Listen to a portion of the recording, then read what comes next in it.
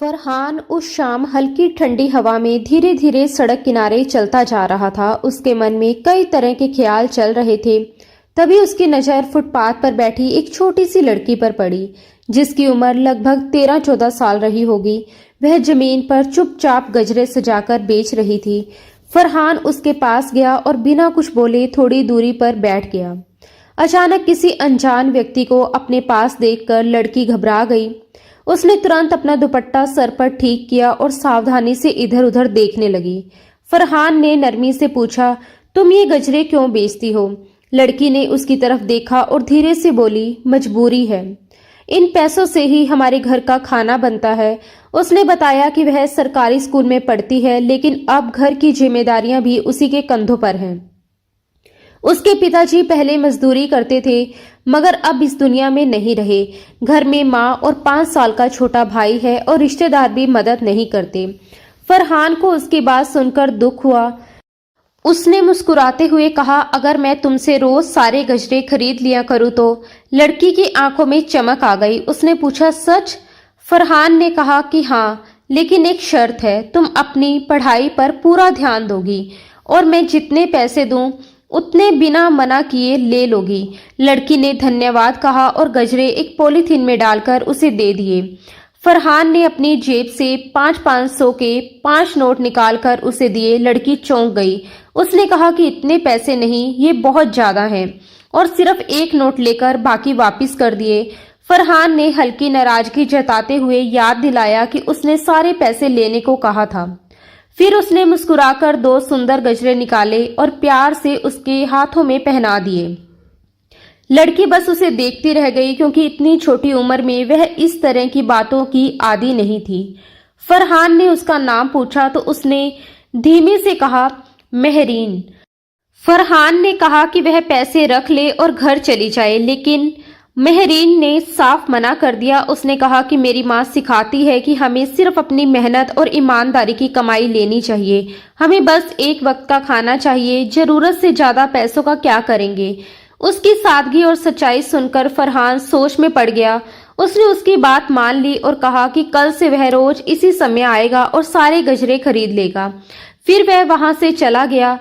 दिन गुजरते रहे। फरहान रोज आता, मेहरीन के गजरे खरीदता, उससे ढेरों बातें करता और वापस चला जाता। एक दिन मेहरीन ने मुस्कुराते हुए फरहान से पूछ लिया, आप ये गजरे आखिर किसके लिए ले जाते हैं? ये सुनते ही फरहान के चेहरे पर हल्की सी चमक आ गई और उसने प्यार से जवाब दिया, अपनी भाभी जी के लिए। फरहान और मेहरीन को मिलते हुए 6 महीने बीत चुके थे, लेकिन एक दिन फरहान को ज्यादा ही चुप और उदास लग रहा था।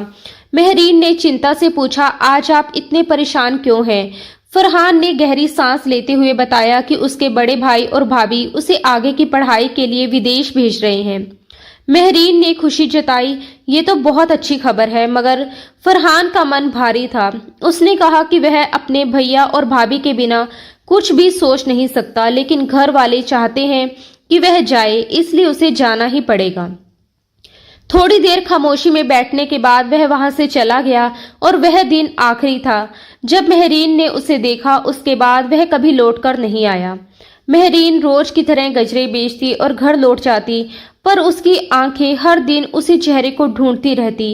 इस तरह 10 वर्ष का समय बहुत तेजी से गुजर गया। एक शाम जब वह घर पहुंची तो एक साहिल नाम के लड़के ने सामने आकर उसका रास्ता रोक लिया। मेहरीन ने नाराज होकर कहा कि ये कैसी हरकत है? अगर तुम्हारी माँ ने हमें साथ देख लिया तो फिर मुझ पर ही इल्जाम लगाएंगी। उसकी आवाज में सख्ती साफ झलक रही थी। उसने नाराज होकर आगे कहा, कल जो कुछ हुआ उसके बाद भी तुम्हें चैन नहीं मिला? साहिल शर्मिंदा सा खड़ा अपने हाथ मलते हुए बोला, मुझे बहुत अफसोस है। मम्मी ने जो भी तुम्हारे घर जाकर कहा उसके लिए मैं माफी चाहता हूँ। मेहरीन का गुस्सा और बढ़ गया। उसने तेज लहजे में कहा, सिर्फ अफसोस करने से क्या होगा साहिल? तुमने खुद कहा था कि तुम मुझे पसंद करते हो। जब मैंने कहा कि अगर सच में शादी करनी है तो घर वालों से बात करो, तो तुमने अपनी माँ को रिश्ता लेकर भेज दिया, लेकिन वहां जाकर उन्होंने ऊंची आवाज में मुझ पर ही सवाल उठाने शुरू कर दिए।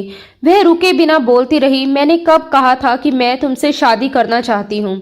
तुमने कहा था कि तुम मुझसे शादी करना चाहते हो और मैंने साफ कहा था कि अगर हिम्मत है तो घर वालों को मना कर दिखाओ। अगर तुम अपनी माँ के सामने मेरे लिए खड़े नहीं हो सकते तो तुम्हें प्यार करने का कोई हक नहीं है। जो लड़का अभी मेरा साथ नहीं दे सकता वो आगे चलकर क्या साथ देगा। साहिल ने विनती भरे स्वर में कहा, मैं उन्हें मना लूंगा, हमेशा तुम्हारे साथ रहूंगा, बस एक बार मुझ पर भरोसा कर लो। इतना कहकर वह उसका हाथ पकड़ने लगा, लेकिन मेहरीन ने झटके से अपना हाथ छुड़ा लिया और सीढ़ियों की तरफ बढ़ गई। पीछे से साहिल बेचैनी में बोला, कम से कम मेरी बात तो सुन लो। तभी अंदर से उसकी माँ की तेज आवाज सुनाई दी। ये सुनते ही साहिल घबरा गया और बात अधूरी छोड़कर जल्दी से घर के अंदर चला गया। मेहरीन हल्की सी मुस्कान चेहरे पर लिए सीढ़ियां चढ़कर ऊपर पहुंची तो देखा उसका 15 साल का छोटा भाई चारपाई पर बैठा किताबों में डूबा हुआ है और माँ रसोई में खाना बना रही है। भाई ने धीमी आवाज में कहा, दीदी, सर ने कहा है अगर इस महीने के आखिर तक फीस जमा नहीं हुई तो मैं मैट्रिक के पेपर नहीं दे पाऊंगा। ये सुनकर मेहरीन उसके पास बैठ गई, प्यार से उसके बाल सहलाए और बोली, चिंता मत करो, मैं एडवांस ले लूंगी। मेरी नौकरी लग गई है। माँ भी पास आ गई और हैरानी से पूछने लगी, कौन सी नौकरी और कितनी तनख्वाह मिलेगी। मेहरीन ने नजरें झुकाकर जवाब दिया, एक स्कूल में टीचर की जॉब मिली है, बच्चों को पढ़ाना होगा, 15-16 हजार दे देंगे। माँ ने हल्की चिंता के साथ कहा, इतने पैसों में घर कैसे चलेगा। मेहरीन ने तुरंत संभालते हुए कहा कि अभी कम है तो क्या हुआ, धीरे धीरे बढ़ जाएंगे। आपने ही तो कहा था कि मैंने सिर्फ इंटर तक पढ़ाई की है, ऐसे में इतनी नौकरी मिलना भी बड़ी बात है। माँ ने गहरी सांस लेकर बात मान ली और वापस रसोई में चली गई। कमरे में अकेली रह गई मेहरीन ने अपने हाथों की लकीरों को देखा और मन ही मन बोली, माँ माफ करना, मैं आपसे झूठ बोल रही हूँ। मुझे होटल में सिर्फ 5,000 की नौकरी मिली थी, इतने में घर नहीं चल सकता था, इसलिए मुझे ये फैसला लेना पड़ा। अगली सुबह वह बहुत जल्दी उठी, चुपचाप तैयार हुई और रिक्शा लेकर शहर के एक बड़े होटल के सामने पहुंच गई। अंदर स्टाफ रूम में उसकी दोस्त शबनम पहले से मौजूद थी। उसने जल्दबाजी में कहा, फटाफट यूनिफॉर्म बदल लो, आज एक बड़ा बिजनेसमैन आने वाला है। सर ने कहा है कोई कमी नहीं रहनी चाहिए, उसकी बहुत जरूरी मीटिंग है। ये सुनते ही मेहरीन ने बिना कुछ कहे जल्दी जल्दी यूनिफॉर्म बदली और अपने काम में लग गई। आज उसका पहला दिन था, इसलिए उसके दिल की धड़कनें तेज थी और हाथों में हल्की घबराहट साफ महसूस हो रही थी। कुछ देर बाद वह शबनम के साथ एक बड़े कमरे में कॉफी देने गई। दरवाजा खटखटाया तो अंदर से बच्चे के जोर जोर से रोने की आवाज आ रही थी। कौन है? अंदर से एक थकी हुई आवाज आई। रूम सर्विस, शबनम ने जवाब दिया। दरवाजा खुला और वे दोनों अंदर गई। एक आदमी बच्चे को कंधे से लगाए फोन पर किसी की बात सुन रहा था। जैसे ही वह मुड़ा, मेहरीन उसे देखकर एक पल को सन्न रह गई, लेकिन उसने तुरंत खुद को संभाल लिया। शबनम ने जल्दी से कॉफी तैयार की और उसकी तरफ बढ़ा दी। मेहरीन चुपचाप एक कोने में खड़ी रही, जैसे बर्तनों को ठीक कर रही हो, पर उसकी नजर बार बार उस रोते हुए बच्चे पर जा रही थी। बच्चा मानो चुप होने का नाम ही नहीं ले रहा था। वह आदमी परेशान होकर बोला, प्लीज बाबू शांत हो जाओ, पापा को परेशान मत करो। उसकी आवाज में थकान और बेबसी साफ थी। मेहरीन की आंखों में हल्की नमी आ गई। वह धीरे से आगे बढ़ी और बोली, सर अगर आप चाहें तो बच्चे को मुझे दे दीजिए। वह आदमी तुरंत गुस्से में बोला, नहीं, तुम लोग बच्चे को संभाल नहीं सकते, बस दिखावा करने आ जाते हो। मेहरीन को बुरा लगा, लेकिन उसने शांत रहकर कहा, एक बार कोशिश करने दीजिए, आप आराम से कॉफी पी लीजिए। उसने कुछ पल उसे देखा, फिर बोला, ठीक है, लेकिन यही मेरे सामने रहना। मेहरीन ने बच्चे को गोद में लिया, प्यार से थपथपाया और धीमी आवाज में लोरी गुनगुनाने लगी। उसकी आवाज में अजीब सी मिठास थी। कुछ ही मिनटों में बच्चा उसके कंधे पर सर रखकर सो गया। उसने बहुत संभाल कर उसे बिस्तर पर लिटाया और चारों तरफ तकिया लगा दिया। जब वह मुड़ी तो देखा कि फरहान शाह चुपचाप उसे देख रहा है। उसने वॉलेट से 5,000 रुपये निकालकर उसकी तरफ बढ़ाए और कहा, थैंक यू, ये तुम्हारा इनाम है। मेहरीन ने साफ शब्दों में जवाब दिया, सॉरी सर, हर काम की कीमत नहीं होती, मैंने ये पैसे लेने के लिए नहीं किया। इतना कहकर वह बाहर निकल गई। शबनम पीछे पीछे आई और नाराज होकर बोली, तुम पागल हो क्या? ले लेती पैसे, आधे आधे कर लेते। मेहरीन ने शांत लेकिन दृढ़ आवाज में कहा, मैं ऐसे पैसे क्यों लूं?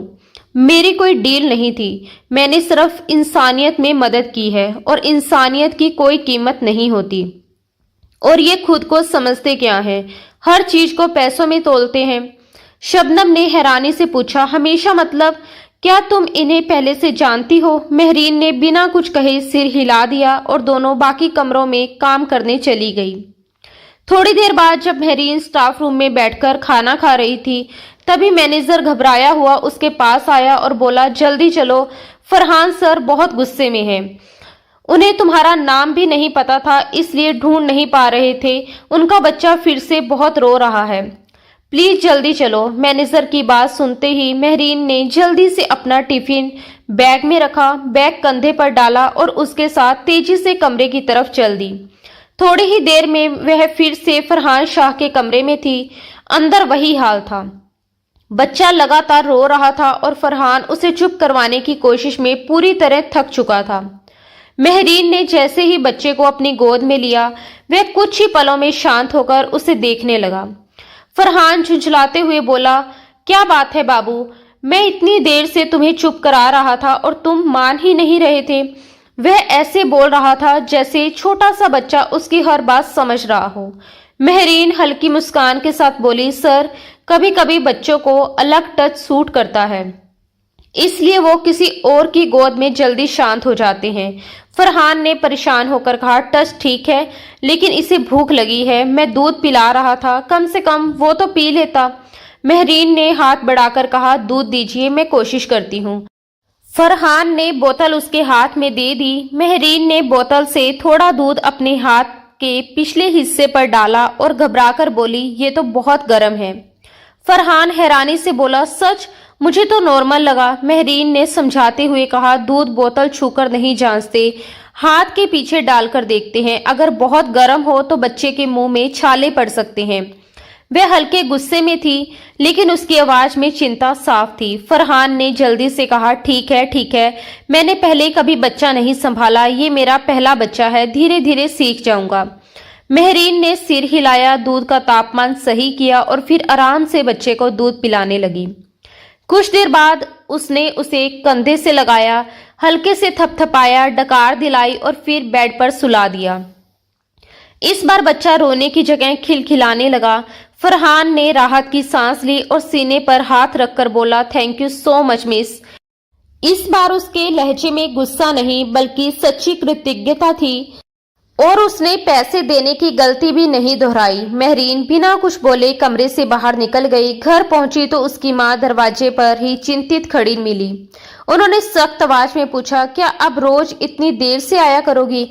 मेहरीन ने नजरें झुकाकर जवाब दिया, जी, शाम 5 बजे तक स्कूल की ड्यूटी है, फिर बच्चों को ट्यूशन भी पढ़ानी होती है। ये कहते हुए उसने फिर एक झूठ बोल दिया। वह चुपचाप अपने कमरे में गई, कोने में रखा बड़ा सा बॉक्स खोला। अंदर कई सूखे हुए गजरे बहुत संभाल कर रखे थे। उन्हें देखते ही उसकी आंखें भर आई। उसने जल्दी से दुपट्टे से आंसू पोंछे और बक्सा बंद कर दिया। रात को वह गहरी नींद में थी कि अचानक फोन की घंटी बजी। स्क्रीन पर अनजान नंबर था। उसने कॉल उठाई तो दूसरी तरफ से बच्चे के रोने की आवाज आ रही थी। फिर एक जानी पहचानी आवाज सुनाई दी, हेलो मिस, मेरी आवाज आ रही है? यह फरहान शाह था। मेहरीन चौंक गई, तुरंत उठकर कमरे का दरवाजा बंद किया और धीमे स्वर में बोली, जी सर, इतनी रात को फोन क्यों किया? फरहान ने थकी हुई आवाज में कहा, सॉरी, मुझे पता है सोने का समय है, लेकिन मेरा बेटा 2 घंटे से रो रहा है। प्लीज उसे वही लोरी सुना दीजिए जो आपने आज दोपहर को सुनाई थी। मेहरीन झुंझलाकर बोली, क्या मैं आधी रात को लोरी गाऊं ताकि घर वाले जाग जाएं? फरहान ने विनती की, प्लीज, वह बहुत रो चुका है, सो नहीं रहा, आपकी आवाज सुनकर ही सोया था। उसकी मजबूरी सुनकर मेहरीन ने दरवाजा अच्छी तरह बंद किया और धीरे धीरे लोरी गुनगुनाने लगी। कुछ पल बाद फरहान बोला, 1 मिनट, आपका व्हाट्सएप नंबर है? वीडियो कॉल कर लेते हैं, उसे आपका चेहरा भी दिखेगा। मेहरीन ने साफ जवाब दिया, मेरे पास साधारण बटन वाला फोन है सर, उसमें व्हाट्सएप नहीं चलता। फरहान हैरानी से बोला, आज के समय में ऐसा फोन कौन इस्तेमाल करता है? मेहरीन ने हल्के तंज के साथ कहा, हम जैसे लोग सर, जिनके पास 2 वक्त की रोटी के लिए ही पैसे होते हैं, हमारे फोन सिर्फ जरूरत के लिए होते हैं, दिखावे या मनोरंजन के लिए नहीं। उसकी बात सुनकर फरहान कुछ पल के लिए बिल्कुल चुप हो गया। महरीन ने धीरे धीरे लोरी गुनगुनानी शुरू की। पहले तो समीर की सिसकियां चलती रही, लेकिन कुछ ही पलों में उसकी आवाज की मिठास जैसे शब्दों के दिल तक उतर गई। रोना कम हुआ, फिर वह बिल्कुल शांत होकर सुनने लगा। दूसरी तरफ फरहान शाह चुपचाप कॉल रिकॉर्ड कर रहा था। लोरी खत्म होते होते समीर गहरी नींद में जा चुका था। फरहान ने धीरे से फोन काटा, मोबाइल एक तरफ रखा और पैंट की जेब में हाथ डालकर खिड़की के पास जा खड़ा हुआ। आसमान में चमकते चांद और तारों को देखते हुए वह बुदबुदाया, भैया भाभी, आप लोग मुझे इतनी बड़ी जिम्मेदारी देकर क्यों चले गए? एक बार भी नहीं सोचा कि मैं समीर को कैसे संभालूंगा। उसकी आंखें नम थी, वह जैसे बचपन की उन कहानियों को याद कर रहा था जिनमें कहा जाता था कि अपने चले गए लोग तारे बन जाते हैं। फिर उसने सिर झटका और वापस बिस्तर के पास आया जहां उसका नन्हा समीर चैन से सो रहा था। उसे 3 महीने पहले का वह हादसा याद आ गया। शादी के 10 साल बाद उसके भाई और भाभी को बेटा हुआ था, लेकिन समीर के सिर्फ 3 महीने के होते ही दोनों एक कार एक्सीडेंट में दुनिया छोड़ गए। फरहान हाल ही में भारत लौटा था, बिजनेस संभालना सीख रहा था, लेकिन अचानक सारी जिम्मेदारियां उसके कंधों पर आ गई। वह जिनके बिना जिंदगी की कल्पना नहीं कर सकता था, वे हमेशा के लिए दूर हो चुके थे। साथ ही समीर की पूरी जिम्मेदारी भी उसी पर आ गई थी। पिछले 3 महीनों में उसने खुद के लिए जीना जैसे छोड़ ही दिया था। दिन रात बस बच्चे की देखभाल में लगा रहता। उसने अब तक 10 साया बदल डाली थी, लेकिन किसी की लापरवाही से समीर बार बार बीमार पड़ जाता। एक दिन ऑफिस से लौटकर उसने देखा कि समीर को दूध पिलाया जा रहा है। जैसे ही उसने फीडर देखा, वह गुस्से से भर गया।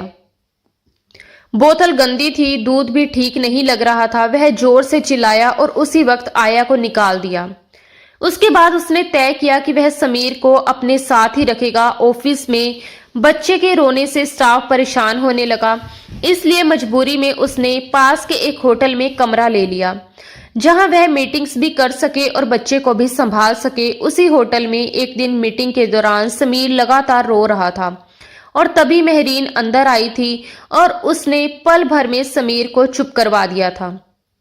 उस याद से बाहर निकलकर फरहान सो गया।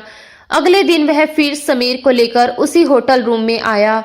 वह प्रेजेंटेशन तैयार कर रहा था कि समीर फिर से रोने लगा। परेशान होकर उसने मैनेजर से कहा कि उस लड़की महरीन को बुलाया जाए।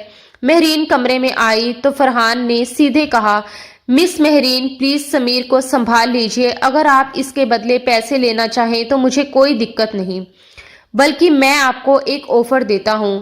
आप ये वेटर की नौकरी छोड़ दीजिए और सिर्फ मेरे बच्चे की देखभाल कीजिए। यहाँ जितना कमाती हैं उससे 3 गुना दूंगा। पिछली आया को मैं 50,000 देता था, अगर आप कहें तो 1 लाख भी देने को तैयार हूँ। वह जल्दी जल्दी बोलता जा रहा था और महरीन उसे हैरानी से देखती रह गई।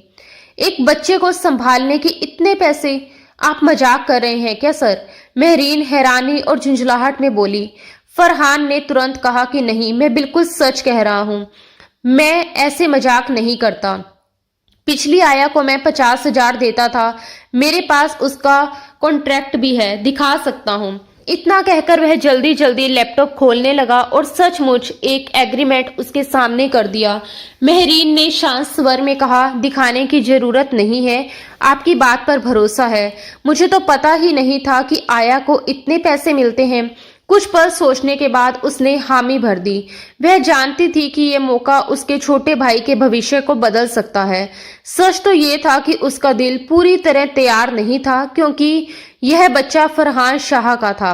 वही फरहान जो कभी उसके बचपन का मासूम सा प्यार हुआ करता था। फरहान ने राहत की सांस ली और कहा, थैंक गॉड, मैं बच्चे को घर पर नहीं रख सकता। आप मेरे साथ ऑफिस चलेंगी, मैं काम करूंगा और आप समीर को संभालेंगी। समझिए, आज से आप मेरी सेक्रेटरी हैं। शाम 8 बजे तक काम रहेगा, फिर मैं खुद आपको घर छोड़ दूंगा। महरीन को उसकी बात में कोई बुराई नहीं लगी, उल्टा ये बेहतर था कि उसे किसी होटल में वेटर्स बनकर काम नहीं करना पड़ेगा। उसने होटल का हिसाब साफ किया और घर पहुंची, लेकिन घर के बाहर ही हंगामा चल रहा था। साहिल ने फिर शादी की बात छेड़ दी थी कि उसकी मां आंगन में खड़ी महरीन पर इल्जामों की बारिश कर रही थी। महरीन ने सख्त आवाज में पूछा, ये सब क्या हो रहा है? आंटी ताना मारते हुए बोली, लो आ गई आवारागर्दी करके, जिसके आने जाने का कोई ठिकाना नहीं, उससे मेरा बेटा शादी करना चाहता है। पता नहीं कौन सा काम करती फिरती है। ये सुनकर महरीन का खून खोल उठा। उसने जवाब दिया, मैंने कभी आपके घर के मामलों में दखल नहीं दिया, तो आप भी मेरे मामलों से दूर रहिए। मुझे अपने घर को चलाने के लिए काम करना पड़ता है और मैं ये आज से नहीं बचपन से कर रही हूँ। आंटी गुस्से में बोली, जो करना है कर, मुझे कोई फर्क नहीं पड़ता, लेकिन मेरे पागल बेटे को अपने प्यार के जाल से आजाद करने के बदले क्या लेगी? महरीन ने सिर झुकाए खड़े साहिल की तरफ देखा और शांत लेकिन मजबूत आवाज में बोली, मैं आपके बेटे को बहुत पहले ही आजाद कर चुकी हूँ। शादी की बात उन्होंने खुद की थी। मैंने सिर्फ इतना कहा था कि अगर सच में करना चाहते हैं तो घर से रिश्ता भेजें, लेकिन अब मैं खुद ही इनसे शादी नहीं करना चाहती। जो आज मेरे लिए खड़ा नहीं हो सकता वो कल क्या मेरा साथ देगा? आप जहां चाहें अपने बेटे की शादी कर दीजिए, मुझे कोई ऐतराज नहीं। इतना कहकर वह तेजी से सीढ़ियां चढ़ गई। अगली सुबह वह रोज की तरह घर से निकली, लेकिन इस बार उसका रास्ता होटल की तरफ नहीं बल्कि फरहान शाह इंडस्ट्री की ओर था। वहां पहुंची तो पता चला कि फरहान अभी तक नहीं आया। रिसेप्शन पर बैठी लड़की ने उसे ऊपर से नीचे तक देखा और रूखे लहजे में पूछा, अपॉइंटमेंट है? महरीन ने संयम रखते हुए कहा, सर ने खुद मुझे जॉब के लिए बुलाया है, आप बस बता दीजिए कि मिस महरीन आई है। रिसेप्शनिस्ट ने अनमने ढंग से सिर हिलाया, लेकिन कई बार कहने के बाद भी उसने अंदर खबर नहीं की। महरीन के फोन में बैलेंस भी नहीं था कि वह खुद कॉल कर सके। थककर वह एक कुर्सी पर बैठ गई। काफी देर बाद फरहान शाह ऑफिस आया। समीर को कैरियर में लिटाए वह सीधे अपने कैबिन में चला गया। अंदर पहुंचते ही उसने रिसेप्शनिस्ट को बुलाकर मीटिंग की बातें शुरू कर दी। लगभग 1 घंटा बीत गया और महरीन बाहर इंतजार करते करते गुस्से से भरी बैठी रही। आखिर वह उठी और बिना इजाजत दरवाजा खोलकर अंदर चली गई। आप खुद को समझते क्या हैं? वह फट पड़ी। जब जरूरत नहीं थी तो मुझे बुलाया क्यों? मेरी नौकरी छुड़वा दी और अब मिलने का भी टाइम नहीं। बहुत हो गया। अपनी जॉब अपने पास रखिए। दोबारा फोन किया तो अच्छा नहीं होगा। फरहान हड़बड़ा कर खड़ा हो गया। आई एम सॉरी, मुझे सच में पता नहीं था कि आप बाहर बैठी हैं। मुझे लगा आप आई ही नहीं। महरीन ने गुस्से में कहा, मैं सुबह 8 बजे से बैठी हूँ, अब 11 बज रहे हैं। ये आने का वक्त है आपका, और अगर आ गए थे तो बाहर भी देख लेते। मैंने रिसेप्शन पर कई बार कहा, लेकिन उन्होंने आपसे बात ही नहीं करवाई। ऐसा स्टाफ रखा है आपने? वह लगातार बोलती जा रही थी और फरहान बार बार माफी मांग रहा था।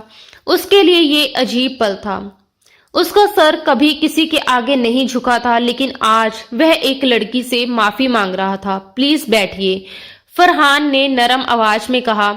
मैं अभी सबकी खबर लेता हूँ। उसने महरीन को कंधों से थामकर कुर्सी पर बिठाया और गुस्से में रिसेप्शनिस्ट से बोला, जाओ ठंडा पानी लेकर आओ।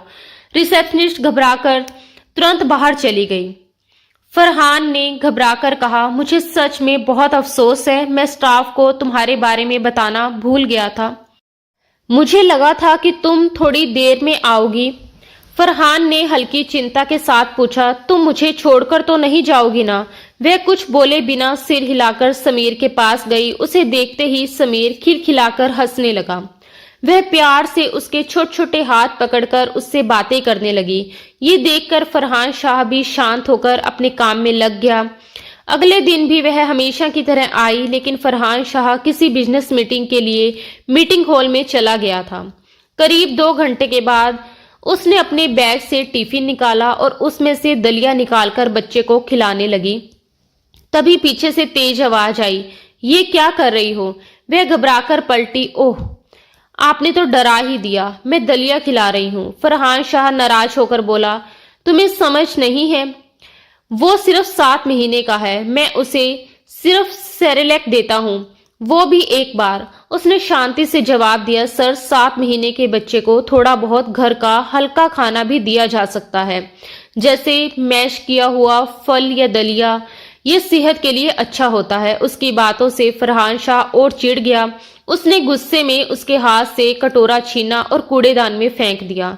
तुम्हें समझ नहीं आता, मेरे बच्चे से बढ़कर कुछ नहीं है, और तुम्हारी हिम्मत कैसे हुई अपने घर का बना खाना उसे देने की। ये सुनकर वह सन्न रह गई।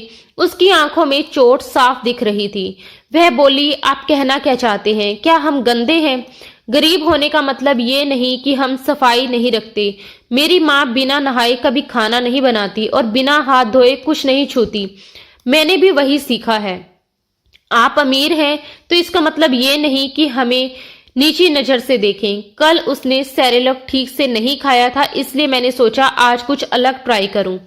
कल कुछ और कोशिश कर लेती, लेकिन कुछ लोग मदद की कदर करने की बजाय इल्जाम लगाने लगते हैं। गुस्से और दुख से भरी वह बोली, रहने दीजिए आपकी ये नौकरी, मैं इसे छोड़ती हूँ। अब आप ही संभालिए अपने बच्चे को। इतना कहकर वह तेजी से बाहर निकल गई। आंखों से आंसू पोंछती हुई अपना बैग उठाकर बिना पीछे देखे वहां से चली गई। फरहान शाह चुप होकर रह गया। अगले 2-3 दिन वह समीर के पीछे ही लगा रहा, जैसे उसकी दुनिया बस उसी में सिमट गई हो। उस दिन भी वह उदास बैठा था कि उसका दोस्त सलमान आकर बोला, यार शादी कर ले किसी ऐसी लड़की से जो समीर को माँ का प्यार दे सके। फरहान ने सिर हिलाया, नहीं, मैं रिस्क नहीं ले सकता। कौन अपने बच्चे जैसा संभालेगा किसी और के बच्चे को? और मैं नहीं चाहता कि समीर के साथ कुछ गलत हो। ऊपर से वो कुछ खाता भी नहीं। सेरेलक दिया, फ्रूट मैश करके दिया, लेकिन मुंह ही नहीं लगाता। सलमान ने समझाया, हर बच्चा मीठा पसंद नहीं करता। मेरी वाइफ तो नमकीन चीजें देती है, जैसे दलिया या पतली खिचड़ी। कुछ बच्चों को वही अच्छा लगता है। हम बड़े भी तो हर समय मीठा नहीं खाते। सलमान की बात सुनते ही फरहान को महरीन की याद आ गई। उसने तुरंत मोबाइल निकाला और खिचड़ी बनाने का तरीका देखने लगा। घर के कुक से पूछा तो उसे बनाना ही नहीं आती थी। आखिर उसने यूट्यूब देखकर खुद खिचड़ी बनाई, लेकिन समीर ने उसे भी नहीं खाया। भूख से वह लगातार रो रहा था। उस दिन तो उसने दूध भी नहीं पिया, और कई दिनों से ज्यादा दूध पीने की वजह से शायद उसे गैस भी हो गई थी। फरहान, जो अब तक तय कर चुका था कि महरीन को दोबारा नहीं बुलाएगा, समीर की हालत देखकर टूट गया और उसने उसे फोन कर दिया, मिस महरीन, क्या आप मेरे घर आ सकती हैं? उधर से तुरंत जवाब आया, बिल्कुल नहीं। उसने जल्दी से कहा, प्लीज समीर के लिए आ जाओ, वो बहुत परेशान है, सुबह से मोशन भी हो रहे हैं। महरीन एक पल को चुप हो गई, फिर बोली, मैं कल आ जाऊंगी। फरहान की आवाज भरा गई, नहीं, प्लीज अभी आ जाओ, मैं ड्राइवर भेज देता हूँ, वो तुम्हें ले आएगा। महरीन बोली, बहुत रात हो गई है सर, मैं इस समय घर से बाहर नहीं निकलती। फरहान ने दर्द भरे लहजे में कहा, वो रो रो कर बुरा हाल कर रहा है। अगर वो तुम्हारा बच्चा होता तो क्या तुम ऐसे ही कहती? मैं उसे ऐसे नहीं देख पा रहा। उसकी आवाज की नमी महरीन ने महसूस की। आखिर वह नरम पड़ गई। ठीक है, मैं आती हूँ। फोन रखते ही वह जल्दी से तैयार हुई। जब बाहर आई तो उसकी माँ ने हैरानी से पूछा, अरे इस वक्त कहाँ जा रही हो? मम्मी, मुझे एक नौकरी मिल गई है और अब कभी कभी देर हो जाया करेगी। आप चिंता मत करो, मैं संभाल लूंगी। महरीन ने जल्दी से कहा। उसकी माँ ने बेबसी से समझाया, बेटा तुझे जरूरत नहीं है। वो औरत तेरे बारे में उल्टी सीधी बातें फैलाती फिरती है। अब तो मोहल्ले वाले भी घूरने लगे हैं। महरीन ने शांत लेकिन मजबूत आवाज में जवाब दिया, मम्मी, मुश्किल समय में इन लोगों ने हमारा साथ नहीं दिया, तो अब जब अच्छा वक्त आ रहा है तो हम क्यों रुकें? मैं चाहती हूँ मेरा भाई पढ़ लिख कर बड़ा अफसर बने, उसके लिए मैं मेहनत करूंगी। अगर देर होगी तो मेरे बॉस मुझे घर छोड़ देंगे। ये कहकर वह चादर ओढ़कर नीचे उतरी तो सामने साहिल खड़ा था। उसने उसे नजरअंदाज किया और बाहर निकल गई। थोड़ी दूर गई ही थी कि साहिल बाइक लेकर पास आया। इतनी रात को कहाँ जा रही हो? बता देती, मैं ले आता जो भी चाहिए था। महरीन ने कोई जवाब नहीं दिया, रिक्शा रोका और बैठकर चली गई। साहिल वहीं खड़ा उसे जाते देखता रहा। जब वह फरहान शाह के घर पहुंची तो नौकरानी उसे सीधे कमरे में ले गई। इतना बड़ा और शानदार घर देखकर वह पल भर को हैरान रह गई। कमरे में फरहान समीर को चुप करवाने की कोशिश करते करते थक चुका था। महरीन को देखते ही उसने जल्दी से समीर को उसकी गोद में दे दिया, लेकिन वह लगातार रोए जा रहा था। महरीन ने तुरंत कहा, इसके पेट में गैस है, शायद दर्द हो रहा है। फरहान ने धीमे स्वर में कहा, शायद मोशन भी है। महरीन बोली, आप चिंता मत कीजिए, मैं मम्मी से पूछती हूँ। उसने घर फोन करके उपाय पूछा और धीरे धीरे वैसे ही किया। कुछ ही देर में समीर शांत हो गया। फिर फरहान बोला, आपने कहा था ना कि उसे नमकीन पसंद आ सकता है, तो खिचड़ी बना दीजिए, मैं खिला दूंगा। वह किचन की ओर बढ़ी तो बोली, आप किचन दिखा दीजिए, मैं बना देती हूँ। किचन में पहुंचकर उसने देखा सब बिखरा पड़ा है। इतना सुंदर किचन यूं अस्त व्यस्त देखकर उसे बुरा लगा। फरहान गुस्से में नौकरानी पर बरस पड़ा, ये क्या हाल बना रखा है। नौकरानी शर्मिंदा होकर बोली, साहब तबीयत ठीक नहीं थी। वह झुंझलाकर बोला, यहाँ किसी को ढंग से काम करना नहीं आता। महरीन ने बीच में कहा, प्लीज मुझे सामान दे दीजिए, मुझे देर हो रही है, माँ इंतजार कर रही होगी। नौकरानी ने चावल और बाकी चीजें निकाल दी। महरीन ने पहले चावल भिगोए, फिर नौकरानी के साथ मिलकर किचन भी समेटा। उसके बाद सादगी से खिचड़ी बनाई। काम खत्म होते ही वह ड्राइवर के साथ वापस अपने घर लौट आई थी। उस दिन के बाद महरीन रोज ऑफिस आती, समीर को संभालती और फिर शाम को फरहान के साथ उसके घर जाकर उसे सुलाने के बाद करीब 8-9 बजे अपने घर लौटती। 1 महीने में ही समीर की सेहत काफी सुधर गई थी और अब वह महरीन को देखते ही हंसने लगता था। उस दिन संडे था। महरीन को हल्का फ्लू था। उसने मास्क लगाया हुआ था, फिर भी वह समीर का ख्याल रख रही थी। अचानक उसके सर में तेज दर्द हुआ और उसे बुखार जैसा महसूस होने लगा। समीर को सुलाकर वह सोफे पर लेट गई और कब नींद आ गई उसे पता ही नहीं चला। कुछ देर बाद फरहान काम खत्म करके कमरे में आया तो समीर गहरी नींद में था। उसके दोनों ओर तकिए लगे हुए थे। तभी उसकी नजर सोफे पर सोई महरीन पर पड़ी। वह चौंका और धीरे से उसके पास आया। उसके चेहरे पर मास्क देखकर उसने हल्के से उतारा तो वह घबराकर उठ बैठी। उसकी आंखें लाल थी। आप ठीक हैं? उसने पूछा और माथे पर हाथ रखा तो वह गर्म था। आपको तो तेज बुखार है, तबीयत खराब थी तो छुट्टी ले लेती, वह बोला। महरीन ने उसकी तरफ देखा। उसकी आंखों में थकान और अपनापन दोनों था। वह धीमी सी बोली, माँ छुट्टी नहीं लेती सर। ये सुनकर फरहान ठिठक गया। आप उसकी माँ नहीं है, सिर्फ दाई है, उसने सख्त लहजे में कहा। महरीन हल्का सा मुस्कुराई। आप जो भी कह लें, लेकिन समीर तो मुझे माँ जैसा ही मानता है, मुझे देखते ही वैसे ही खुश हो जाता है। उसकी बात पूरी भी नहीं हुई थी कि फरहान ने तेज आवाज में कहा, स्टॉप इट मिस महरीन, अगर आपको लगता है कि इन बातों से मैं आपसे शादी कर लूंगा और आप इस घर की मालकिन बन जाएंगी तो ये आपकी गलतफहमी है। अपनी हद में रहना सीखिए। उसकी सख्त बात सुनकर कमरे की हवा जैसे अचानक भारी हो गई। महरीन ये सुनकर बिल्कुल चुप रह गई, जैसे उसे यकीन ही ना हो कि फरहान ऐसा सोच सकता है। उसने गुस्से में कहा, आपने ऐसा सोच भी कैसे लिया? क्या मैंने कभी कहा कि मैं आपसे शादी करना चाहती हूँ? फरहान ने तीखे लहजे में जवाब दिया। तो और क्या मतलब था आपकी बातों का? अगर आपको लगता है कि इस बच्चे की वजह से मैं आपसे शादी कर लूंगा तो ऐसा कभी नहीं होगा। ये सुनते ही महरीन तुरंत खड़ी हो गई। उसने सख्ती से कहा, मुझे किसी तरह की लालच नहीं है, मैं यहाँ सिर्फ समीर की वजह से आती हूँ। और एक बात और सुन लीजिए, मेरी सगाई हो चुकी है, जल्द ही मेरी शादी होने वाली है। इतना कहकर उसने अपना बैग उठाया और जाने लगी, लेकिन तेज बुखार और कमजोरी के कारण उसे चक्कर आ गया। वह गिरने लगी तो फरहान ने तुरंत उसे संभाल लिया। महरीन ने खुद को छुड़ाने की कोशिश की, मगर उसकी आंखें बंद होने लगी और वह बेहोश होकर फरहान की बाहों में ढह गई। फरहान घबरा गया। महरीन आंखें खोलो, उसने उसके गाल थपथपाए, फिर बिना देर किए उसे उठाकर बाहर आया। नौकरानी को समीर के पास रहने को कहा और महरीन को लेकर अस्पताल पहुंच गया। डॉक्टरों ने जांच के बाद बताया कि उसने दिन भर कुछ नहीं खाया था, ऊपर से बुखार था, इसलिए वह बेहोश हो गई और उसका ब्लड प्रेशर भी काफी कम हो गया था। पिछले 2 घंटे से फरहान बेचैनी से अस्पताल के कॉरिडोर में चक्कर लगा रहा था। होश आने के बाद वह उसे उसके घर छोड़कर वापस लौटा। घर पहुंचा तो समीर जोर जोर से रो रहा था और पूरा घर सर पर उठा रखा था। काफी कोशिशों के बाद वह उसे शांत कर पाया।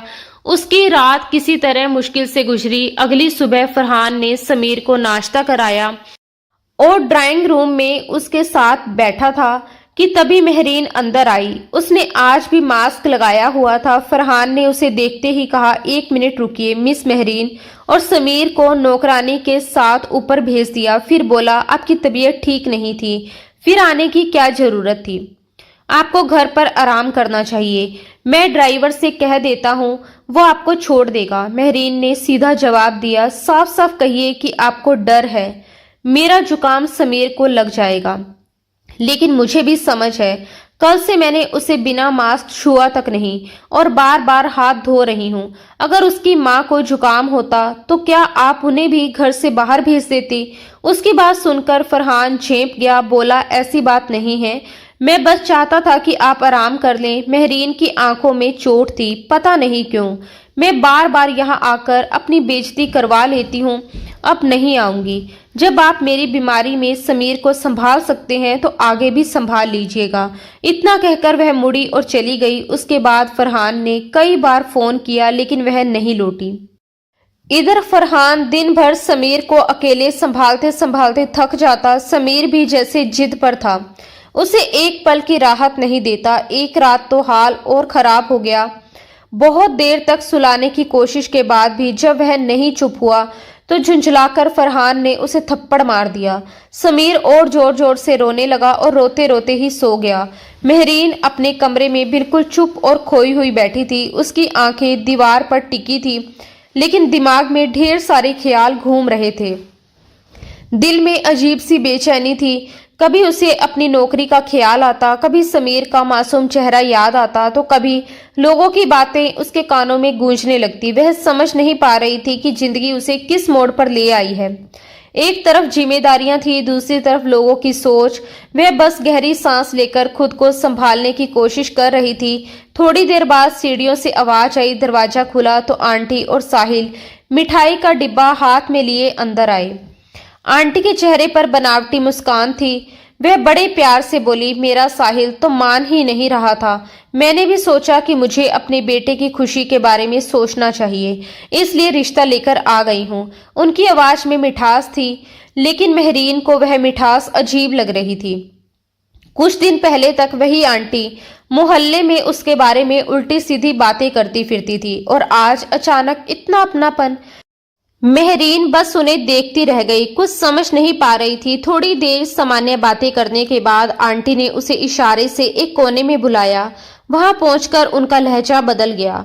उन्होंने धीमी आवाज में कहा, तुमसे एक जरूरी बात करनी है। देखो, तुम नौकरी मत छोड़ना। आजकल तो मियाँ बीवी दोनों मिलकर कमाए तभी घर चलता है। तुम्हारी नौकरी बहुत अच्छी जगह लगी है, उसे करती रहना। मेहरीन चुपचाप सुनती रही। फिर आंटी ने असली बात कही, और हाँ, अगर तुम्हारे पास 5,000 रुपए हो तो मुझे दे दो, दुकान में लगाने हैं, थोड़ी जरूरत है।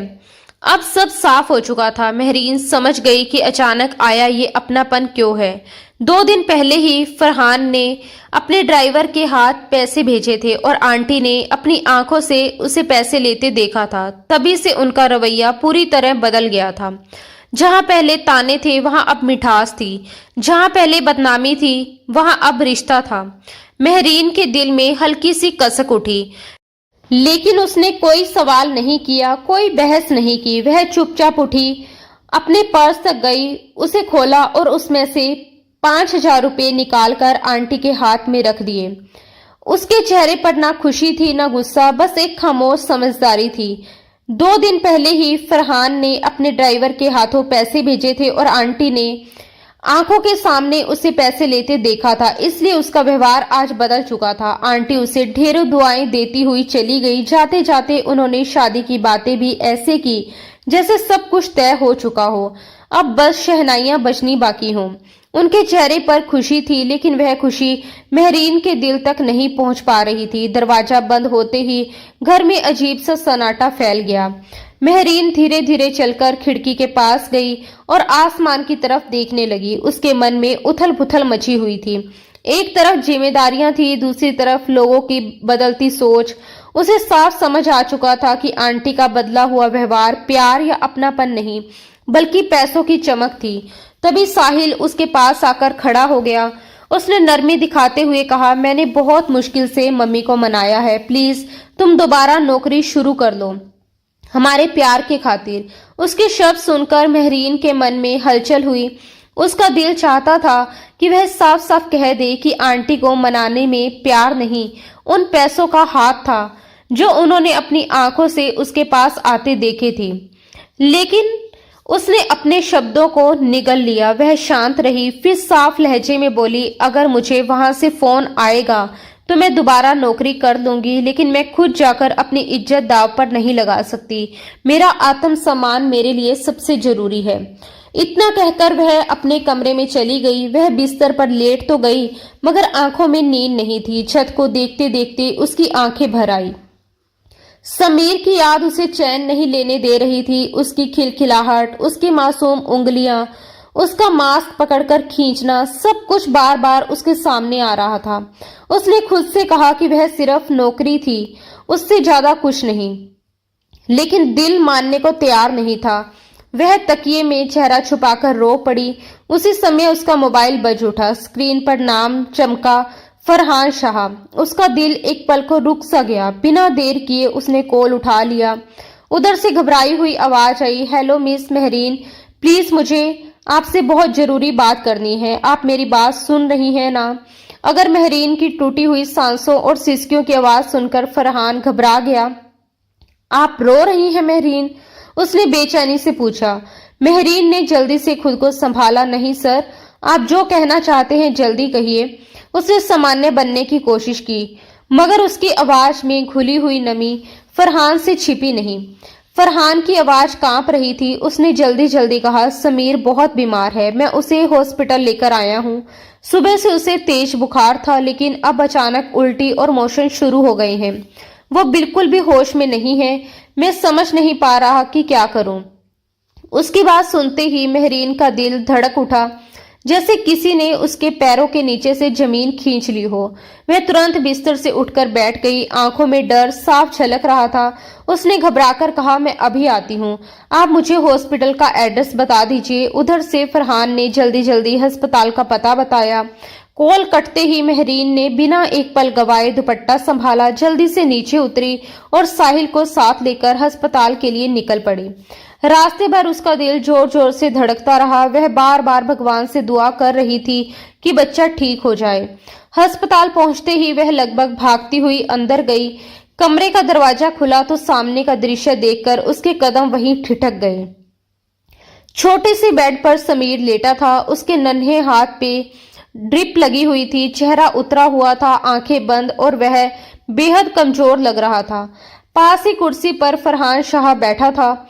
मेहरीन का दिल भर आया, उसकी आंखों में आंसू आ गए, लेकिन उसने खुद को संभाला और धीरे धीरे समीर के पास जाकर बैठ गई। वह झुककर उसके माथे को छूने लगी, उसके हाथ को अपनी हथेली में लेकर सहलाने लगी। डॉक्टर ने क्या कहा? कब से ऐसा है? दवा दी है ना? वह घबराई आवाज में फरहान से सवाल पर सवाल करने लगी। उसकी नजरें बार बार समीर पर ही टिक जा रही थी। वह जैसे उसके स्पर्श से उसे भरोसा दिलाना चाहती थी कि वह आ गई है। तभी पीछे से साहिल की आवाज आई, मेहरीन, अब कब तक घर जाना है? उसकी बात सुनकर फरहान ने पहली बार ध्यान से उसकी तरफ देखा। उसके चेहरे पर हल्की हैरानी थी। ये कौन है? उसने सीधा सवाल किया। मेहरीन ने बिना झिझक जवाब दिया, ये मेरे मंगेतर हैं, साहिल। ये सुनते ही फरहान के चेहरे पर एक पल को अजीब सा भाव आया, जैसे कुछ चुभ गया हो, जैसे कोई अनकही बात भीतर तक उतर गई हो। मेहरीन ने साहिल की तरफ मुड़कर कहा, तुम घर जाओ, मुझे यहीं रहना है। जब तक समीर ठीक नहीं हो जाता मैं कहीं नहीं जाऊंगी। साहिल को ये बात पसंद नहीं आई। वह उसका हाथ पकड़कर उसे कमरे से बाहर ले आया। अंदर खड़ा फरहान ये सब देख रहा था और अनजाने गुस्से में उसकी मुट्ठियां भींच गई। बाहर आकर साहिल ने झुंझलाकर कहा, ये क्या कर रही हो तुम? इस तरह रात भर यहाँ रहना ठीक लगता है क्या? मेहरीन ने बिना डरे उसकी आंखों में देखा और कहा, तुम शायद भूल रहे हो कि हमारा रिश्ता किस वजह से तय हुआ था। आंटी ने ये रिश्ता इसलिए माना क्योंकि मैं अच्छी नौकरी करती हूँ और ये उसी नौकरी का हिस्सा है। अगर तुम्हें दिक्कत है तो मैं अभी तुम्हारे साथ चलती हूँ, नौकरी छोड़ देती हूँ, लेकिन फिर हमारी मंगनी भी यहीं खत्म समझो, जो कुछ घंटों पहले हुई है। साहिल का सख्त चेहरा ढीला पड़ गया।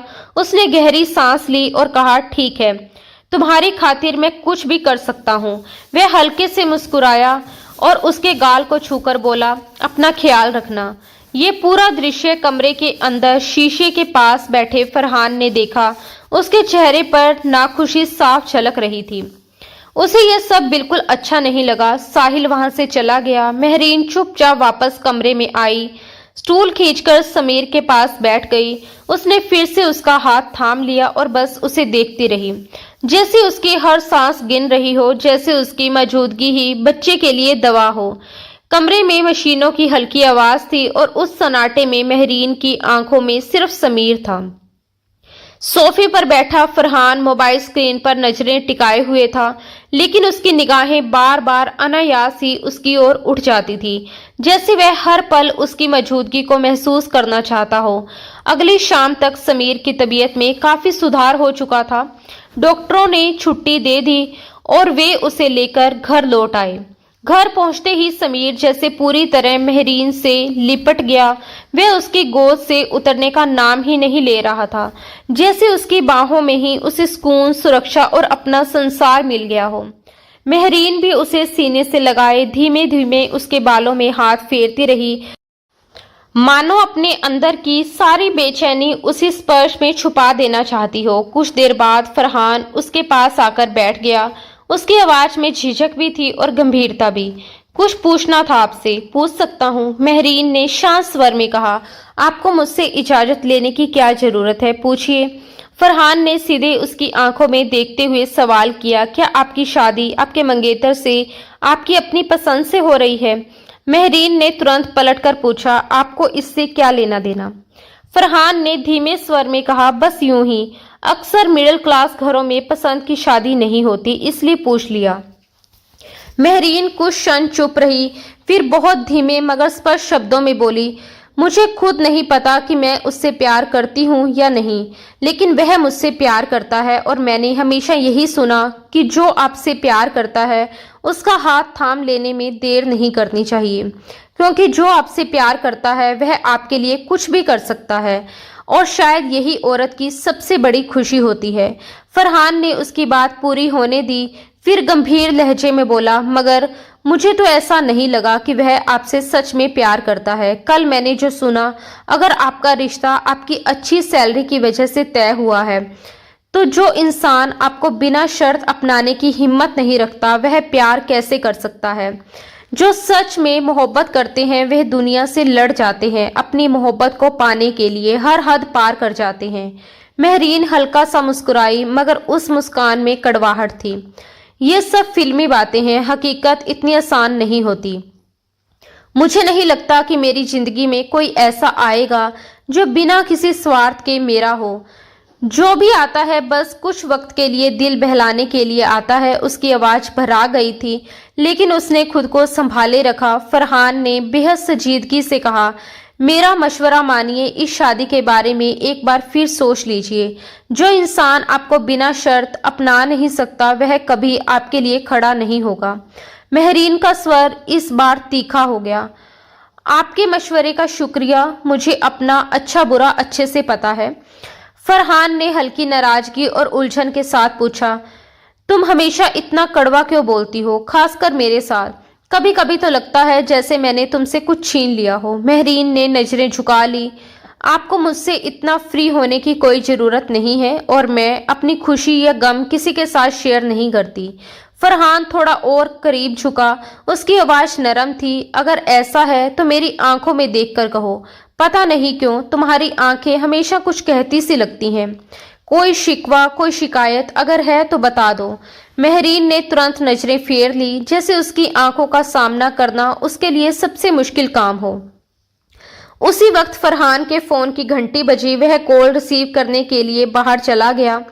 कमरे में फिर से सन्नाटा छा गया, मगर इस बार महरीन के होठों पर हल्की मुस्कान थी। वह समीर के साथ खिलखिलाकर बातें करने लगी और समीर उसकी आवाज सुनकर खुशी से किलकारियां मारने लगा, जैसे उस मासूम की हंसी में ही इस उलझी हुई कहानी का सबसे सच्चा सुकून छिपा हो।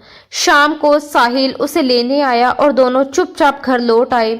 जैसे ही वह अंदर गई, आंटी ने उत्साह से शादी की तारीख निकलवाने की बात छेड़ दी। मौलवी जी से बात हुई और इसी महीने की आखिरी की तारीख तय हुई।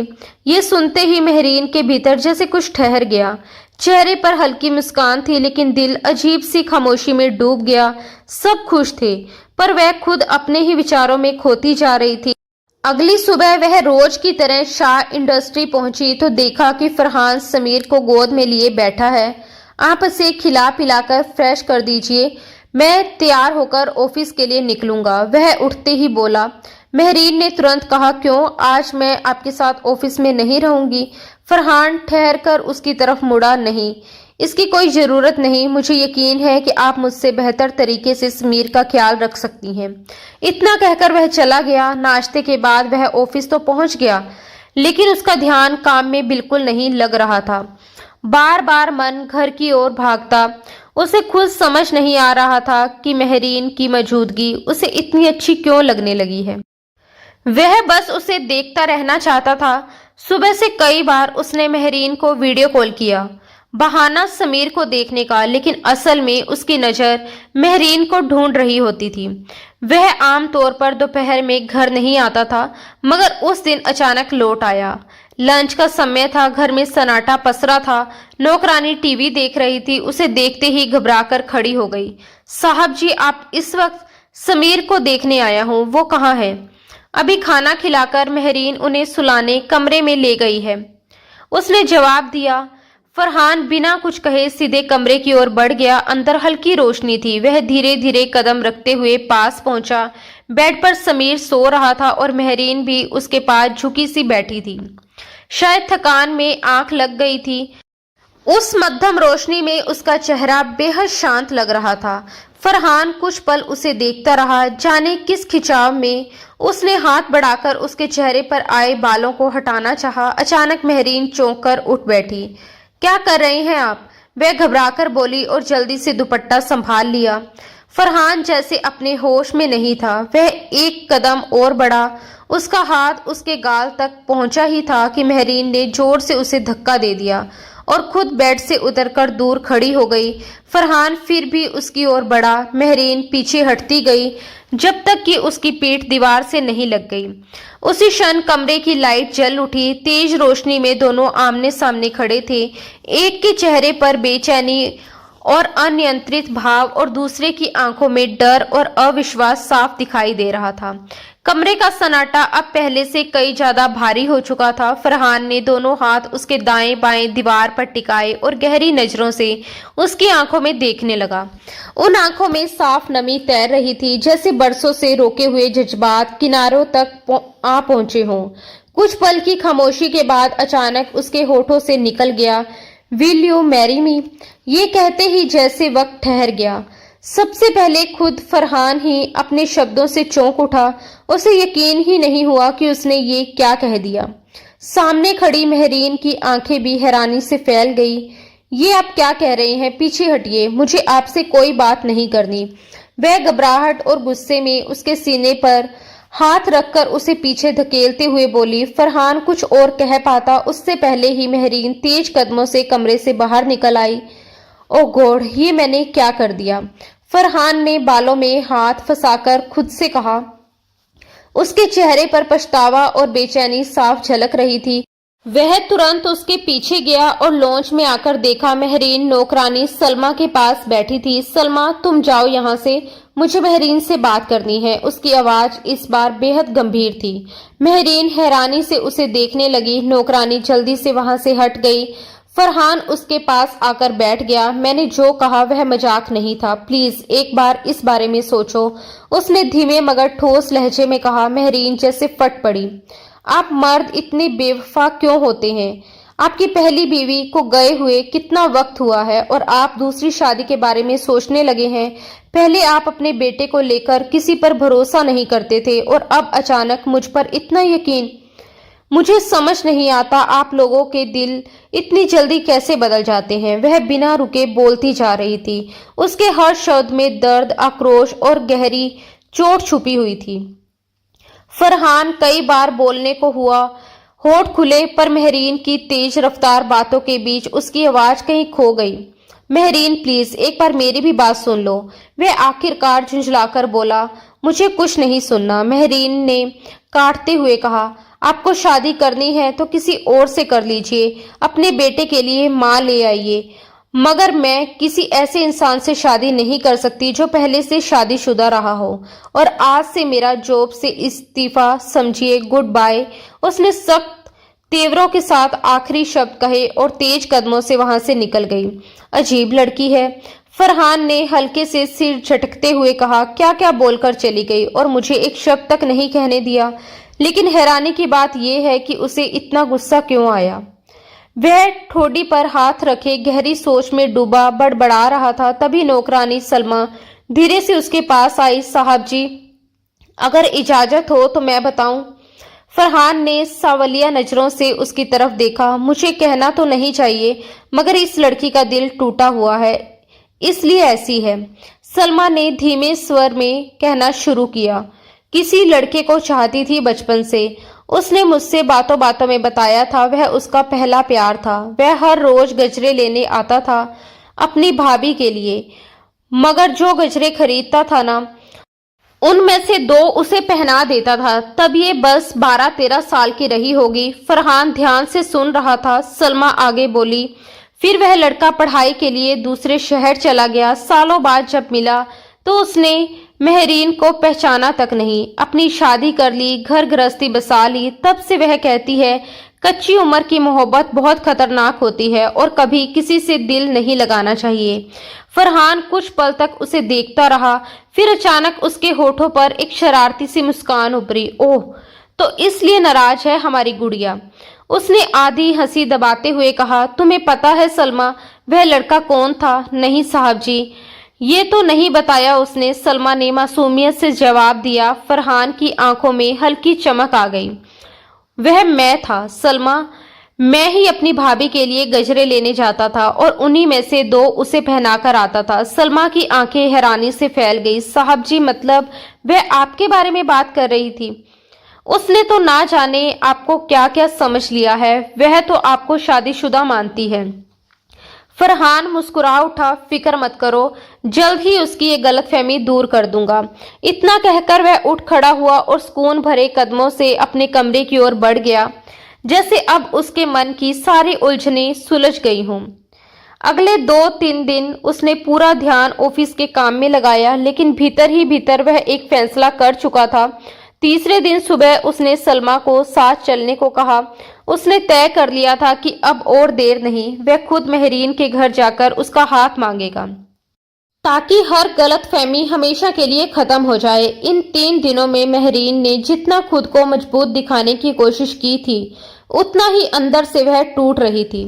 समीर की याद उसे हर पल बेचैन करती। कई बार उसका मन हुआ कि फोन उठाकर बस उसकी आवाज सुन ले, पूछ ले कि उसने खाना खाया या नहीं, मगर कहीं ना कहीं उसे उम्मीद थी कि फरहान ही पहले फोन करेगा उसे मनाने के लिए, लेकिन फोन नहीं आया। आज सुबह जब वह घर की सफाई करके नीचे उतरी तो देखा आंटी अपनी बेटियों के साथ शॉपिंग करके लौटी थी।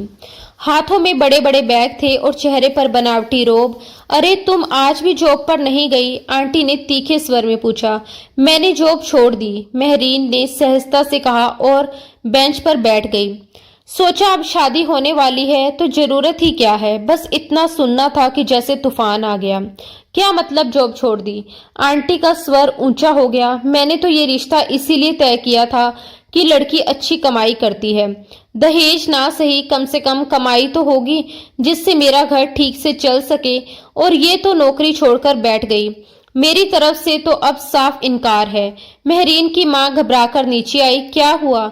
आंटी ने बिना लाग लपेट के जहर उगला। बिना दहेज के कोई लड़की को बहू नहीं बनाता आजकल। शक्ल सूरत से घर नहीं चलता, पैसा चाहिए पैसा। सुंदरता तो पैसे से भी निखारी जा सकती है।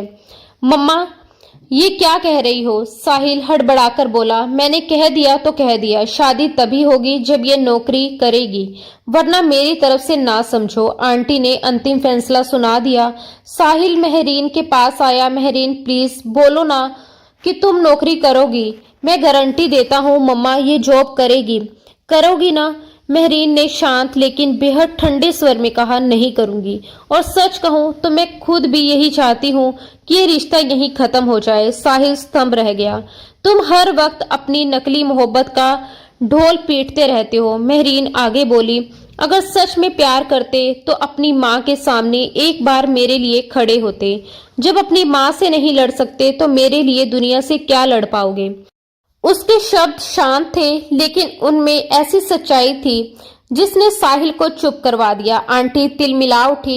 देखो तो जरा, कितनी लंबी जुबान हो गई है। अपने आप को समझती क्या है? तेरे लिए कोई राजकुमार आएगा जो बिना दहेज के तुमसे शादी कर लेगा। अगर कोई ले भी गया ना तो कोई भिखारी ही होगा। मैं तो कहती हूँ हर गुरुवार जो भिखारी दरवाजे पर आता है उसी को दे दो इसे। इतना कहना था कि पीछे से एक गहरी, मजबूत और ठंडी आवाज गूंजी। और अगर कोई अमीर आदमी आ जाए तो? सबकी नजरें एक साथ पीछे मुड़ी। दरवाजे पर फरहान खड़ा था। उसकी बाहों में समीर था जो मासूमियत से सबको देख रहा था। फरहान हल्की मुस्कान के साथ सबकी ओर देख रहा था। उसके चेहरे पर आत्मविश्वास साफ झलक रहा था। जैसे ही समीर की नजर महरीन पर पड़ी, उसने तुरंत दोनों हाथ उसकी ओर फैला दिए और खिलखिलाकर हंसने लगा। वह मासूम हंसी पूरे माहौल की कड़वाहट को जैसे पल भर में पिघला गई। महरीन खुद को रोक नहीं पाई। वह तेजी से आगे बढ़ी और समीर को अपनी गोद में उठा लिया। बार बार उसके गालों पर चुंबन देती रही, जैसे 3 दिनों की सारी दूरी एक ही पल में मिटा देना चाहती हो। समीर उसके कंधे से लिपट गया। फरहान धीरे धीरे आगे बढ़ा और जोहरा बेगम के सामने आकर ठहर गया। उसकी आवाज शांत और संधी हुई थी। मेरा नाम फरहान शाह है। आपकी बेटी मेरे भतीजे की देखभाल करती रही है और इस दौरान मैंने उन्हें बहुत करीब से जाना है। मैं आपकी बेटी से शादी करना चाहता हूँ। आखिरी शब्द कहते हुए उसने महरीन की ओर मुस्कुराकर देखा। महरीन जैसे पत्थर की हो गई। उसकी आंखों में हैरानी, अविश्वास और कहीं गहरे छुपी खुशी एक साथ तैर रही थी। दूसरी ओर आंटी और उनकी बेटियों के चेहरे ईर्ष्या से तमतमा उठे। फरहान ने सहज स्वर में कहा, आंटी जी आइए, ऊपर कमरे में बैठकर आराम से बात करते हैं। वह बिना झिझक सीढ़ियों की ओर बढ़ गया। सब लोग उसके पीछे पीछे ऊपर आ गए। जोहरा बेगम की हालत घबराहट से खराब हो रही थी। वह जल्दी से कुर्सी खींचकर उसके पास बैठ गई और पंखा चला दिया। फरहान मुस्कुराया। आंटी जी आप परेशान मत होइए, यहीं बैठकर रिश्ता पक्का कर लीजिए। बस इतना बता दीजिए कि अपनी बारात लेकर किस दिन आऊं। फिर वह खुद उठकर जोहरा बेगम के कंधों को सहारा देते हुए उन्हें आराम से बिठा दिया। उसकी विनम्रता में एक दृढ़ता थी। महरीन अब भी चुपचाप समीर को थामे खड़ी थी। कुछ देर बाद जोहरा बेगम चाय बनाने के लिए नीचे चली गई। फरहान ने सलमा की तरफ देखा और मुस्कुराकर कहा, आप भी आंटी जी की मदद कर दीजिए, मुझे अपनी होने वाली बीवी से थोड़ी बात करनी है। सलमा मुस्कुराते हुए बाहर चली गई। अब कमरे में सिर्फ फरहान और महरीन थे। फरहान धीरे से उसके पास आया। उसने उसका हाथ थाम लिया। महरीन ने हाथ छुड़ाने की कोशिश नहीं की, बस उसकी ओर देखने लगी। तुम तो हमेशा बहुत कम बोलती थी, उसने हल्के मजाकिया अंदाज में कहा। फिर अचानक इतना सब कैसे बोलने लगी? महरीन ने उलझन भरी नजरों से उसे देखा।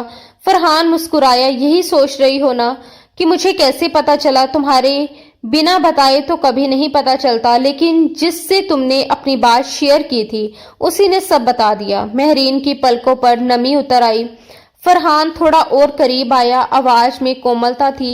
इतनी मोहब्बत करती थी तो बताया क्यों नहीं? महरीन ने धीमे स्वर में कहा, कैसे बताती? मुझे लगा कि आप शादीशुदा हैं और मैं कभी भी किसी ऐसे आदमी से मोहब्बत नहीं कर सकती जो पहले से किसी और का हो। फरहान ने हल्के ठहाके के साथ कहा, वाह इतनी जिद्दी और आत्मसम्मानी हो तुम। लेकिन सच कहूं तो मुझे तुम ऐसे ही बहुत प्यारी लगती हो, थोड़ी नकचड़ी, थोड़ी गुस्सेल। उसने शरारत में उसकी नाक हल्के से दबा दी। महरीन ने उसे घूर कर देखा, मगर उसकी गहरी आंखों का सामना ज्यादा देर तक ना कर सकी। पलकें झुका ली और होठों पर धीमी सी मुस्कान तैर गई। फरहान ने नरमी से पूछा, इतने सालों तक क्या करती रही? महरीन ने धीमे स्वर में जवाब दिया, आपके दिए हुए गजरे संभाल कर रखे। फरहान सचमुच हैरान रह गया। सच में? मतलब अब तक? फिर उसने दोनों हाथ सर पर रखे और हंस पड़ा। ओ गॉड, मैं कितना किस्मत वाला हूं कि किसी ने मुझसे इतनी मोहब्बत की। महरीन बस उसे देखती रही। इस बार उसकी आंखों में कोई शिकवा नहीं था, सिर्फ अपनापन था। तो आज कुछ नहीं बोलूंगी मेरी झगड़ालू, फरहान ने छेड़ते हुए कहा। महरीन मुस्कुराई। अब शिकायतें खत्म हो गई तो झगड़ा भी खत्म।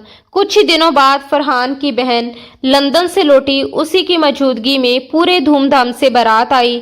महरीन की विदाई हुई। हर तरफ रौनक थी, रोशनी थी, खुशियों की आवाजें थी। आंटी और उनकी बेटियां भीड़ में खड़ी सब देखती रही, चेहरे पर मजबूर मुस्कान, आंखों में जलन की लपटें। स्वागत समारोह में फरहान और महरीन मंच पर साथ खड़े थे। लोग उन्हें देख रहे थे जैसे किसी अधूरी कहानी का खूबसूरत अंत सामने हो। जोहरा बेगम की आंखें खुशी से भीग गई। वह दूर खड़ी हाथ उठाकर दुआ कर रही थी, मेरी बेटी की जिंदगी हमेशा खुशियों से भरी रहे। शादी के कुछ दिनों बाद फरहान ने महरीन की मां और उसके छोटे भाई फजल को अपने फ्लैट में साथ रहने के लिए मना लिया। उन्होंने बहुत मना किया, मगर फरहान अपनी जिद पर अड़ा रहा। आखिरकार वे मान गए। फजल के 10वीं के नतीजे आने पर फरहान ने उसका दाखिला अच्छे कंप्यूटर क्लास में करवाया। साथ ही अपने ऑफिस में प्रेजेंटेशन और मेल संभालने का पार्ट टाइम काम भी दे दिया। इससे फजल का आत्मसम्मान भी बना रहे और वह खुद अपनी जिम्मेदारी उठाने लगा। फरहान चाहता था कि फजल अपने बलबूते पर कुछ ऐसा बने जिस पर दुनिया गर्व करे, और महरीन को पूरा यकीन था कि एक दिन उसका भाई सचमुच वह मुकाम हासिल करेगा। अब उसके जीवन में ना कोई अधूरा गजरा था, ना कोई अधूरी मोहब्बत। सब कुछ अपने सही समय पर सही जगह पर आ चुका था और इस बार उसने अपने हिस्से की खुशियां खुद चुन ली थी। दोस्तों, दिल से उम्मीद करते हैं कि हमारी ये कहानी आपके दिल को छू पाई होगी और आपको पसंद आई होगी। अगर आपको ये कहानी अच्छी लगी हो तो इसके किरदारों की भावनाएं और उनकी मोहब्बत ने आपको महसूस करवाया हो तो वीडियो को लाइक करके अपना प्यार जरूर दिखाएं। अगर आप हमारे चैनल पर नए हैं तो ऐसे ही दिलचस्प और भावनात्मक किस्से सुनने के लिए चैनल को सब्सक्राइब करना बिल्कुल ना भूलें। और हाँ, अगली अपडेट और नई कहानी सबसे पहले पाने के लिए नोटिफिकेशन बेल जरूर दबाएं ताकि कोई भी एपिसोड आपसे मिस ना हो। आपका साथ और आपका प्यार ही हमारी सबसे बड़ी ताकत है। धन्यवाद दोस्तों। राधे राधे।